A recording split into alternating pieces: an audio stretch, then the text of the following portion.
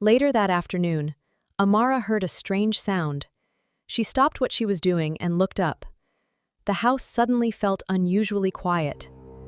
Amara slowly opened the bedroom door. A frightened kitten was hiding behind Zara's curtains. Amara gently carried the little kitten into her arms. Zara let out a relieved laugh. Zara couldn't stop smiling. She thanked Amara with a warm hug.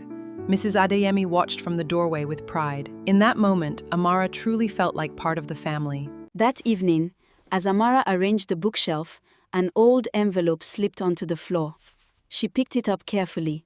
The name written on it made her freeze. Footsteps echoed down the hallway. Amara quickly slipped the envelope back where she found it.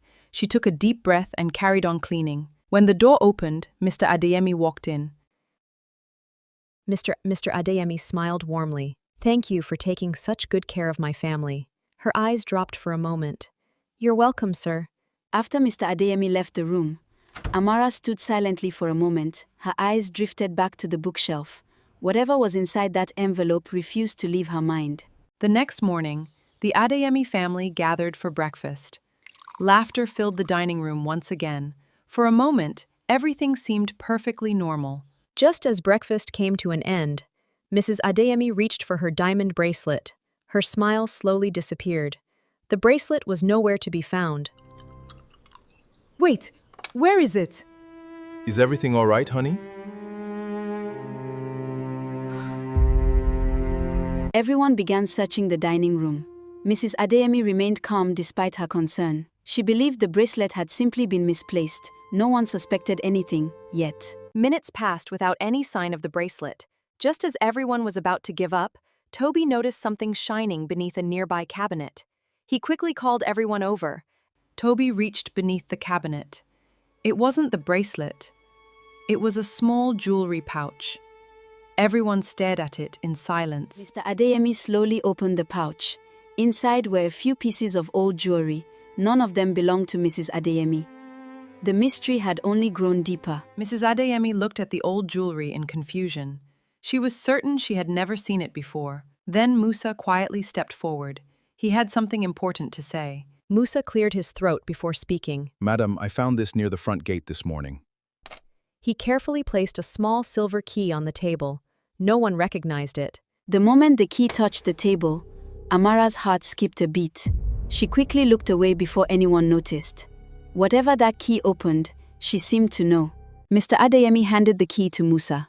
Keep it safe until we find what it belongs to. Amara remained silent, but her mind was already racing. That evening, as the sun disappeared behind the mansion, she couldn't stop thinking about the mysterious key. Something told her the answers were closer than she imagined. As Amara turned to go back inside, its wooden looked abandoned. But one small detail caught her attention. The lock looked brand new. Amara took a cautious toward the old building.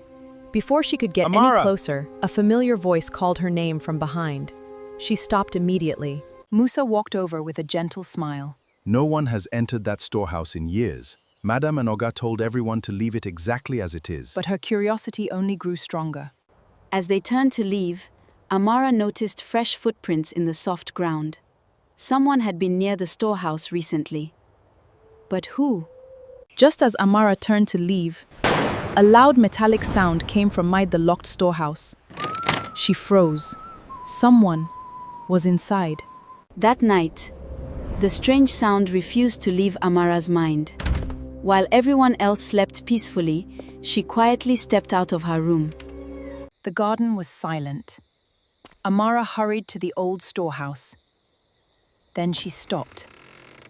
The silver padlock was gone. With trembling hands, Amara slowly pushed the door open. Inside, the room was covered in dust and forgotten memories. Then her eyes fell on an old family photograph. She wiped the dust from the frame. The photograph showed Mr. and Mrs. Adeyemi years younger. Standing beside them was a little girl. Amara froze as she recognized the child's face. Tears rolled down Amara's face. The little girl in the photograph was her. The memories she had struggled to remember finally came rushing back. Back in her room, Amara couldn't sleep. The photograph had answered one question, but awakened a dangerous anger. They had everything, while I had nothing. The pain inside Amara slowly turned into bitterness. She stared at the photograph one last time. They stole my life. Now it's my turn to take theirs. Before dawn broke, Amara opened a small wooden box she had kept hidden for years. Inside was a tiny bottle and an old handwritten note.